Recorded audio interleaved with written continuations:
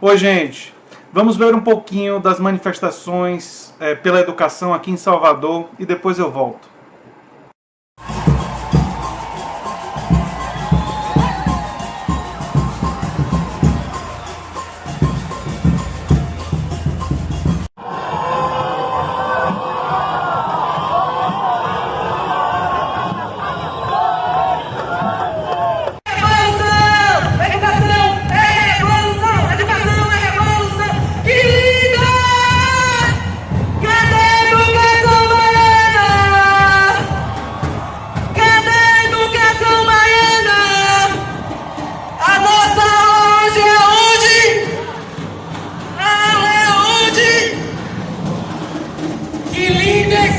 Com mais de 70 mil pessoas tomando as ruas de Salvador em defesa da nossa educação.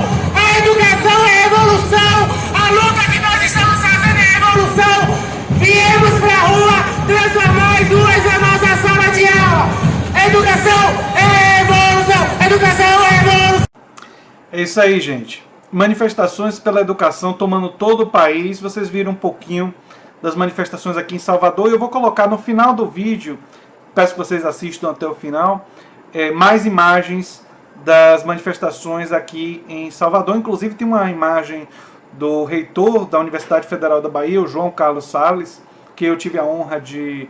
ele foi o meu avaliador na época de PIBIC, de iniciação científica. É uma pessoa que eu conheço há muitos anos e que eu admiro e que esteve presente nas manifestações, o que faz sentido porque a Universidade Federal da Bahia não vai funcionar com esses cortes, com esse contingenciamento, né, de verbas. Ele simplesmente inviabiliza o funcionamento da universidade. Então faz todo sentido que o reitor da universidade, sua autoridade maior, esteja junto dos protestos, né? Se você chegou agora, o canal é a Nova Máquina do Tempo, eu sou André Teixeira Jacobina.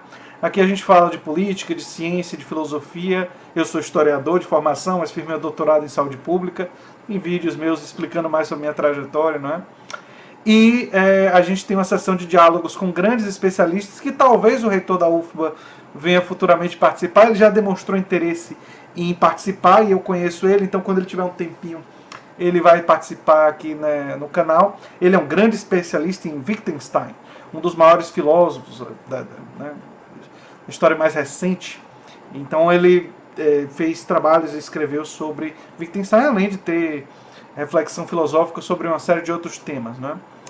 E o Filosofia Popular, a gente discute filmes, séries, quadrinhos e muito mais do ponto de vista político e filosófico, né? Pois bem, gente, estamos aí diante de mais uma sequência de manifestações pela educação. O que coloca que aqueles que estão contrários às manifestações são contra a educação, ou são a favor do bloqueio de verbas para a educação. Uma situação, no mínimo, curiosa, né? Essas manifestações de hoje, a gente já começa a perceber que elas não apenas tocaram no tema da educação, mas elas já estão atacando também, com mais intensidade, a reforma da Previdência do Guedes. Eu não gosto do termo a reforma da Previdência porque parece que é a única possível. E como eu sempre digo aqui, existem muitas possibilidades de reformar a Previdência. O próprio governo do PT fez uma primeira reforma da Previdência. O primeiro governo Lula. Foi o primeiro ou foi o segundo? Agora eu estou na dúvida. Mas foi durante o período do Lula, houve uma reforma da Previdência. E Mauro Benevides Filho, do PDT, propôs recentemente uma reforma da Previdência, digamos, mais humanizada, menos cruel, que trabalha com a capitalização a partir de um determinado ponto, mas não desde a base, criando uma proteção para os mais pobres e a classe média, baixa, e para a classe trabalhadora em geral. Alguns podem argumentar, eu, por exemplo, acho que a proposta do Mauro Benevides não é tão generosa quanto eu gostaria que fosse, ou qual seria a minha, né? Mas é um passo muito superior, não tem nem comparação com a reforma da Previdência do Paulo Guedes. Então nós já estamos começando a ver essas manifestações tocarem em outros temas, o que é compreensível porque elas estão aglutinando uma revolta diante do governo que claro, é catalisada. O elemento catalisador é o contingenciamento de verbas da educação. Nós estamos falando de um contingenciamento de verbas discricionárias, aquelas que podem ser gastas e que são gastas para luz, seguranças, pagar a conta de água, serviços terceirizados. Quer dizer, essa parte do orçamento, se você bloqueia 30% disso, e é exatamente isso que o governo faz, quando inclui no orçamento o salário dos funcionários e tal, para dizer que não, é só um bloqueio de 2,3%, é uma grande mentira, porque, ou de 3,5%, dependendo de como você quiser calcular, é uma grande mentira, porque esses salários que estão de pessoas concursadas e outros gastos, eles são gastos automáticos, o governo estaria em descumprimento da Constituição e haveria um processo se ele simplesmente decidisse não pagar essa parte. Então, a parte que está sendo bloqueada é justamente a parte que poderia ser bloqueada, digamos assim. E eu prefiro o termo bloqueio do que contingenciamento, embora signifiquem basicamente a mesma coisa, porque um bloqueio pode ser temporário de verbas, se chegasse no final do ano e houvesse condições financeiras, haveria o desbloqueio. Mas normalmente, isso é importante dizer para quem não está muito bem informado sobre isso, esse tipo de bloqueio se converte no final do ano, a maior parte dele, em cortes. Ou seja, quando você chega no final do ano, há o argumento de que não há como pagar a maior parte, e o que inicialmente foi um bloqueio ou um contingenciamento, acaba se tornando efetivamente um corte. Então, diante do histórico anterior, de todos os contingenciamentos ao longo da história, na história recente da democracia brasileira especialmente, nós podemos dizer que sim, provavelmente vai se converter em um grande corte de verbas da educação, mesmo na educação básica. Eu, inclusive, já fiz um vídeo aqui no canal demonstrando que os cortes na educação básica são bastante significativos e o argumento do governo de que a educação básica seria prioridade acaba não se materializando quando nós olhamos para a realidade dos dados fornecidos pelo próprio MEC. Quer dizer, não é uma coisa que nós estamos inventando. Os dados do próprio MEC mostram cortes muito mais profundos na educação básica. Eu imaginava realmente que algo como a educação seria o catalisador, mas eu não imaginava, talvez eu não tivesse uma perspectiva assim tão negativa, para vocês verem, embora seja um forte crítico do governo, eu não imaginava que eles fossem cortar tanto na educação básica. Porque esses cortes na educação básica, eles são tão profundos que eles podem, provavelmente em breve, motivar greves. Isso não está fora da possibilidade da agenda política, e cria muita instabilidade para o governo. Não é? E colocam o governo em uma grande defensiva. Não é? E coloca os apoiadores do governo numa situação muito curiosa, como eu já tinha aludido no início do vídeo, de que para apoiar o governo, eles precisam defender bloqueio de verbas na educação. Eles precisam basicamente ser contra a educação. Ser contra o financiamento da educação. E é bom esclarecer, para quem não sabe, que muitas das instituições federais de ensino, elas dependem dessa verba, não assim para expandir, para melhorar, elas dependem dessa verba para funcionar. A UFBA, eu citei o reitor da UFBA, o João Carlos Salles, a UFBA sem financiamento, sem esse dinheiro, não vai poder funcionar à noite, porque não vai ter seguranças, não vai, pode ter dificuldade de pagar a conta de luz, e sem luz não tem aula, pode ter dificuldade de pagar serviços terceirizados, de pessoas que fazem uma limpeza especializada, uma limpeza que não pode...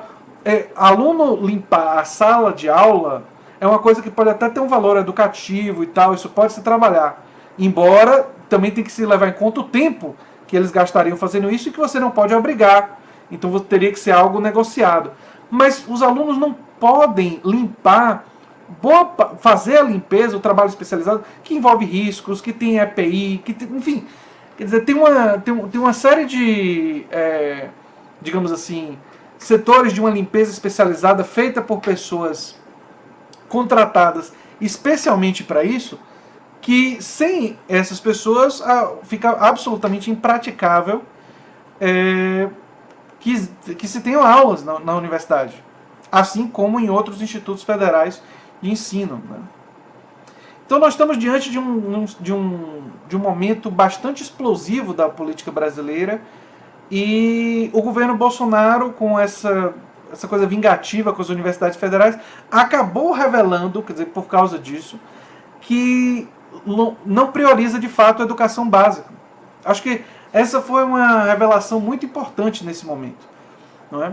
A não ser que haja uma mudança nos próximos meses, e isso pode acontecer, até mesmo os setores do ensino básico podem vir para reagir a esse contingenciamento, e isso pode gerar greves que vão ainda mais desestabilizar o governo. Então, eu acho que o que a gente tem que fazer agora é observar, analisar e, sim, protestar contra esse contingenciamento.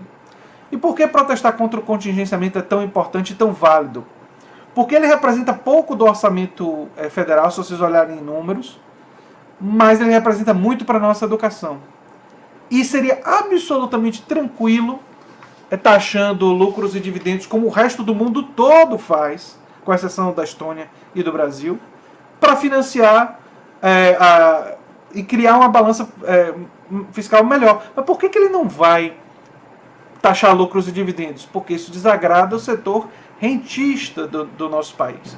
Por que ele não vai aumentar o imposto sobre as grandes heranças? Porque isso desagrada os bilionários e milionários que apoiam o governo. Quer dizer, o governo ele está sangrando, e mesmo a reforma da Previdência proposta pelo Guedes, 70% dela sangra mais a classe trabalhadora e os mais pobres, e não os supostos privilegiados. Então, são reformas e são cortes e contingenciamentos que atingem as pessoas que precisam de educação e a população mais pobre e da classe média e os trabalhadores, que são os mais atingidos, né? Isso é altamente explosivo. E como o governo não está tendo índices positivos de economia para se sustentar, o dólar está lá em cima, a gasolina está alta, o desgaste tende a se acelerar nos próximos meses, a não ser que haja alguma grande mudança do cenário, o que a gente vai estar analisando aqui no canal. Se você gosta do que eu faço, lembre sempre de se inscrever, dar um like e compartilhar, e eu deixo vocês agora com algumas outras imagens dos protestos, da manifestação, porque educação é revolução, não é? Enfim, gente, é isso aí. Se inscreva no canal e divulgue o nosso material. Um abraço.